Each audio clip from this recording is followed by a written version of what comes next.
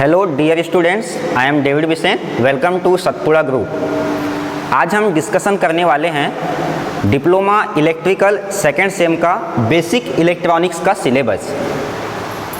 हम बड़े लकी हैं कि इस बार हमको फर्स्ट ईयर से ही बेसिक इलेक्ट्रॉनिक्स पढ़ने का एक मौका मिला। अदरवाइज़ इसके पहले ये जो आपको सिलेबस दिया है ये आपको थर्ड सेम में पढ़ना पड़ता था। लेकिन होता क्या था, उस समय जब स्टूडेंट्स थर्ड सेम में जाता था तो उसको इलेक्ट्रिकल के बारे में उतना नॉलेज नहीं था। लेकिन इस कारण से इस सिलेबस को इसी सेमेस्टर में रखा गया।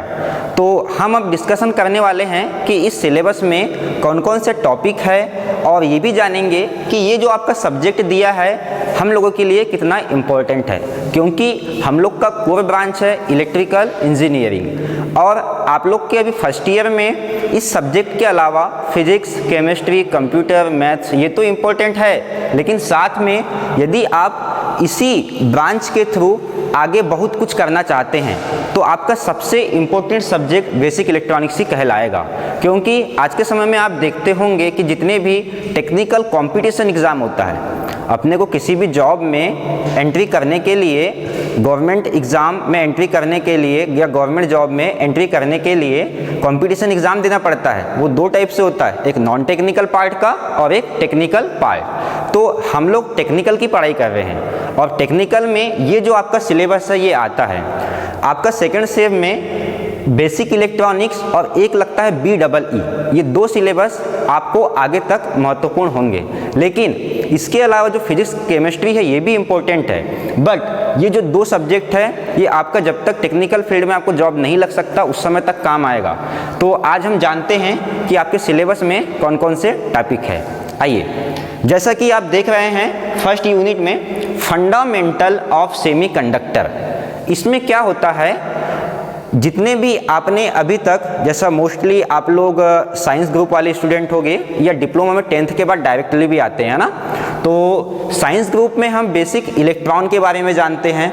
तो अब देखिए उसी इलेक्ट्रॉन का यूज़ अपने इलेक्ट्रिकल में कितना ज़्यादा इम्पोर्टेंट है, क्योंकि जो इलेक्ट्रिसिटी है वो पूरे इलेक्ट्रॉन के ऊपर डिपेंड करता है। तो देखिए इलेक्ट्रॉन हमें दिखाई नहीं देता है, फिर भी उसके बारे में हम कितना अध्ययन करते हैं। तो यहाँ पर बता रहा है आपको कि फंडामेंटल ऑफ सेमीकंडक्टर। यहाँ पे एक वर्ड आपको देखने मिल रहा है सेमीकंडक्टर। तो आप सेमीकंडक्टर या हिंदी में उसको अर्धचालक बोलते हैं, ठीक है। तो सेमीकंडक्टर क्या होता है, इस यूनिट में हम उसका पूरा बेसिक जानकारी पाएंगे। तो उसके टॉपिक के अंतर्गत जैसा आपको दिखाई दे रहा है energy band, doping, depletion region, ये सब इसके अंदर के टॉपिक है। आपको भले ही यहाँ पर इंग्लिश में दिखाई दे रहा है, लेकिन जब हम इस यूनिट को एक एक वीडियो रिकॉर्ड करके आपको सेंड करेंगे तो उसमें बेसिक उसके अंदर जितने पार्ट होते हैं, एक कंस्ट्रक्शन, वर्किंग से लेकर यूटिलाइजेशन, सारा चीज़ बताऊंगा मैं, ठीक है। तो उसके लिए अपने को नेक्स्ट वीडियो का वेट करना पड़ेगा। अब बात करते हैं हम सेकेंड यूनिट। सेकेंड यूनिट में दिखाई दे रहा है आपको PN junction diode. PN junction diode क्या होता है, जैसा कि आपने अभी फर्स्ट यूनिट में फंडामेंटल ऑफ सेमीकंडक्टर पढ़ा है, तो उसी का यूटिलाइजेशन हम PN जंक्शन डायोड में करेंगे। क्योंकि सिलेबस का मतलब क्या होता है, ऐसा तो है नहीं कि हम सेकेंड यूनिट को फर्स्ट यूनिट में पढ़े या फर्स्ट यूनिट को सेकेंड यूनिट में पढ़े। हम लोग फर्स्ट यूनिट पहले इसलिए पढ़ते हैं ताकि सेकेंड यूनिट में उसका उपयोग कर सके। तो PN जंक्शन डायोड जो हम अभी पढ़ने वाले हैं वो सेमीकंडक्टर मटेरियल का उपयोग करके ही पढ़ने वाले हैं। जैसे PN जंक्शन डायोड में आपको दिखाई दे रहा है कुछ टर्म यहाँ पे, फॉरवर्ड बायस, रिवर्स बायस, या उसके अलावा और आपको डायोड भी दिखाई दे रहे, जेनर डायोड, टनल डायोड, ये सब आपके टेक्निकल वर्ड है। तो हम लोग इसको जब एक एक टॉपिक पे डिस्कशन करेंगे उस समय आपको इसकी मैं डिटेल्स जानकारी दूंगा। बात करते हैं इसके बाद third unit, diode circuit and filter circuit. हमने सेकेंड यूनिट की बात की है, सेकेंड यूनिट में डायोड पढ़ा। अब डायोड का उपयोग कौन कौन से सर्किट में होता है हम इस यूनिट में इसके बारे में पढ़ेंगे। जैसे यहाँ पर डायोड का उपयोग यहाँ फिल्टर दिया है, फिल्टर के पहले एक रेक्टिफायर टॉपिक आता है। तो रेक्टिफायर में क्या होता है, जैसे कि आप लोग जानते होंगे कि अपने घर में AC सप्लाई आती है। कौन सी सप्लाई आती है, AC सप्लाई, जो 230 वोल्ट की होती है। लेकिन इसके अलावा आप लोग मोबाइल यूज़ करते हैं, लैपटॉप यूज़ करते हैं, है ना। अपने को लैपटॉप को भी चार्ज करना पड़ता है, मोबाइल को भी चार्ज करना पड़ता है, तो चार्जिंग के लिए अपने को डीसी सप्लाई की ज़रूरत पड़ती है। लेकिन अपने घर में कौन सी सप्लाई आ रही है? AC supply.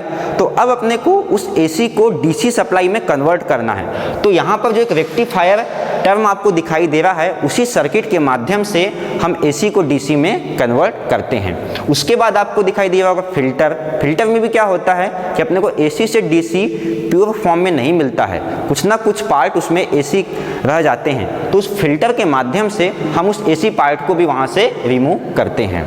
उसके बाद अब नेक्स्ट यूनिट आ रहा है, fourth unit, bipolar junction transistor. आपको एक नया वर्ड यहाँ पे ट्रांजिस्टर बोला मैंने, ये आपने 12th क्लास में भी जो साइंस ग्रुप से था उन्होंने पढ़ा होगा। अब ट्रांजिस्टर क्या हो रहा है? बेसिकली हमने अभी तक डायोड पढ़ा, डायोड का यूटिलाइजेशन पढ़ा, लेकिन ट्रांजिस्टर क्या होता है? यदि हम दो डायोड को एक साथ कॉम्बिनेशन कर दें तो वो ट्रांजिस्टर बन जाता है। ट्रांजिस्टर का बहुत यूटिलाइजेशन है अपने लाइफ में। जैसे फॉर एग्जांपल आप अपने मोबाइल में एक नेटवर्क आईसी सुना होगा। नेटवर्क आईसी कितना छोटा होता है, वो किस चीज़ से मिलके बनता है? यह ट्रांजिस्टर के माध्यम से ही बनता है। यदि आपके मोबाइल में नेटवर्क आईसी ना हो तो क्या आप किसी को कॉल कर पाओगे या आपके पास कॉल कर आ पाएगा? नहीं। तो ये सब ट्रांजिस्टर का ही एक गेम है। तो सोचिए ट्रांजिस्टर कितना हमारे लिए महत्वपूर्ण होता है। इसके बाद आता है FET, मॉसफेट एंड UJT। ये सबसे लास्ट टॉपिक है इस सिलेबस का। ट्रांजिस्टर दो प्रकार के होते हैं, एक BJT और एक FET। तो हमने BJT को यूनिट 4 में डिस्कशन किया। अब उसके बाद जो उसका नेक्स्ट टॉपिक था FET, अब हम उसी यूनिट में डिस्कशन नहीं कर सकते थे। क्यों? क्योंकि वो यूनिट बड़ा हो जाता है। यदि हम इसको 5th यूनिट में यहाँ पर रख देते हैं तो दोनों यूनिट पार्ट पार्ट में डिवाइड होता है, जिसके कारण क्या होता है, अभी जैसा आप लोग का एग्ज़ाम होगा तो वो 100 मार्क्स का होता है, तो उसमें प्रत्येक यूनिट से 20-20 मार्क्स का क्वेश्चन करता है। ये आप लोगों को पता होना चाहिए। तो आज मैंने आपको बताया कि सेकंड सेमेस्टर का जो बेसिक इलेक्ट्रॉनिक्स सब्जेक्ट था उसमें कौन कौन से टॉपिक है और हम इसको किस प्रकार से डिस्कशन करने वाले हैं। तो मैंने अभी तक आपको जैसा बताया कितना इंटरेस्टिंग टॉपिक होने वाला है। जब हम इस टॉपिक को अंदर जितना उसका बेसिक स्ट्रक्चर वर्किंग पढ़ेंगे तो आप लोग देखेंगे कि कितना हम लोगों के लिए इम्पोर्टेंट है। ठीक, तो आज हम यूनिट को यहीं कंप्लीट करते हैं। इसके बाद जो भी हम इसके बारे में टॉपिक पढ़ेंगे तो आप लोग नेक्स्ट वीडियो के लिए वेट कीजिए। Okay, thank you.